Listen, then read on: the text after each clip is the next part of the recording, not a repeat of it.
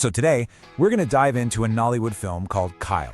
And believe me, it has some really fascinating and, honestly, pretty unexpected lessons about life, love, and about the kind of people who actually give the best advice.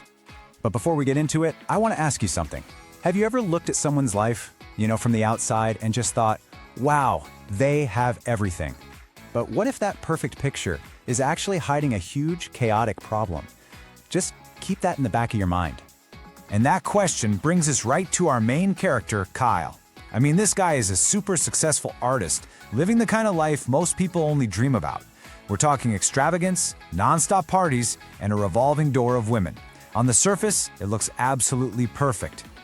He's got the career, he's got the money, all the flashy signs of a great time. But once you start to peel back that shiny surface, you find a life that's completely lacking any real substance. It's glamorous, for sure, but it's also deeply empty. And then, into this mess walks Juliet, Kyle's new maid. And you know what? She is not impressed. Not by the money, not by the lifestyle. In fact, she immediately becomes this disruptive force who sees right through his whole act and is not afraid to call him out on it. And this just sets up the central conflict beautifully. On one side, you've got Kyle, who's just living for superficial pleasure and is totally self-destructive. And on the other side, you've got Juliet. She's grounded, she's genuine, and what's really interesting is she's weirdly protective of the very man whose lifestyle she can't stand. Oh, and she is not subtle about it at all. There's this one scene where she walks right up to one of Kyle's female guests and hits her with that brutally honest line. It's that kind of blunt, in-your-face personality that just completely shatters Kyle's carefully built world.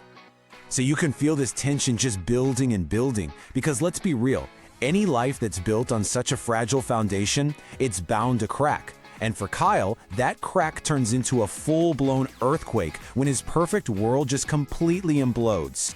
And this is the moment it all happens. He loses this massive, life-changing art contract that he had already poured millions into. You can just feel the shock and the absolute desperation in his voice. Everything he built his entire identity on is just gone. So, without his career, without his money, Kyle just hits rock bottom. He completely spirals out, turning to alcohol to numb everything. And right then, the true emptiness of his life is totally exposed. All those party friends, all the women, they all disappear, leaving him completely alone with his failure. And in that moment of total crisis, who do you think is the only person who steps up to offer any real help? Yep, Juliet. The maid he was constantly dismissing, insulting, and ignoring is the only one left standing by his side. In her advice, it's not about business or money. It's about his soul. She gives him this really clear 4-step plan for a new life. Stop the womanizing, fast, pray, and put God first, and finally, settle down with one person. It sounds so simple, right? But for a guy like Kyle, this is completely revolutionary.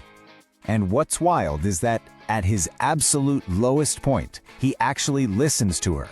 He follows her advice, and almost like a miracle, his life starts to turn around.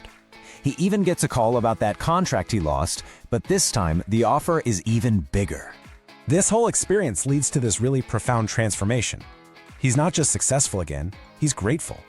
He sees the role Juliet played in saving him, and this genuine, real romantic connection starts to grow between them. But you know how these stories go. Just as Kyle is getting back on his feet and finding a real shot at happiness, a new obstacle shows up. This is his final test. His mother arrives, and she brings a whole new world of judgment and prejudice with her. His mother immediately hates the idea of him with Juliet. She dismisses her as just a maid from the Calabar region, and even accuses her of using witchcraft or charms on him. Her words are so sharp and prejudiced, and it creates this intense new problem for Kyle. So he's stuck with this huge choice.